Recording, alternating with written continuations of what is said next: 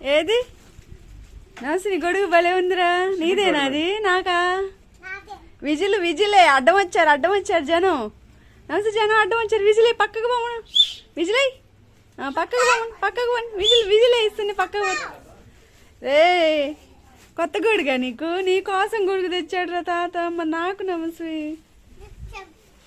మరి నాకు గొడిస్తావా? కొంచెం అమ్మకు గొడిస్తావా? థ్యాంక్ యూ బంగారు తల్లి. మన ఇద్దరం ఆడుకుందామా? ఒరే నువ్వు గొడుగు తెచ్చుకున్నావు, వర్షం కూడా ఆగిపోయిందిరా ఇప్పుడు దాకా పడి పడి.